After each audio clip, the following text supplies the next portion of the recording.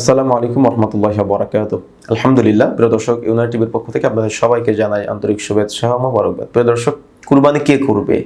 যিনি কুরবানি দিচ্ছেন তিনি কুরবানি করবে, নাকি ইমাম সাহেবকে ডেকে নিয়ে আসতে হবে কুরবানি করার জন্য? আমাদের সমাজে যারা হুজুর আছে, কুরবানির ঈদের দিন তাদের একটা নতুন কাজ বেড়ে যায়, সেটা হলো পশু জবাই করার কাজ।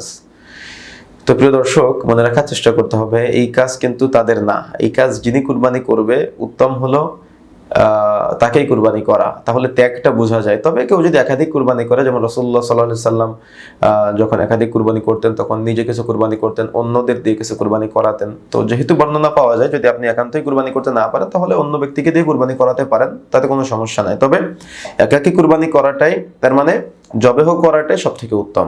যদি কোনো বাড়িতে পুরুষ মানুষ না থাকে, মহিলারা যদি সাহসী হয়, তাহলে মহিলারাও কুরবানি করতে পারে, কোনো সমস্যা নেই ইনশাআল্লাহ। এই জন্য কুরবানির জন্য এক্সট্রা হুজুর ভাড়া করে নিয়ে আসার দরকার নাই, আপনি নিজেই কুরবানি করতে পারেন, কোনো সমস্যা নেই ইনশাআল্লাহ। কুরবানি এটা ত্যাগের বিষয়। তাহলে আপনি যদি কুরবানি করেন, তাহলে আপনি ত্যাগটা বুঝতে পারবেন। আল্লাহ রাব্বুল আলামিন আমাদের বোঝার তৌফিক দান করুন। আল্লাহুম্মা আমিন। আসসালামু আলাইকুম রহমতুল্লাহি ওয়া বারাকাতুহু।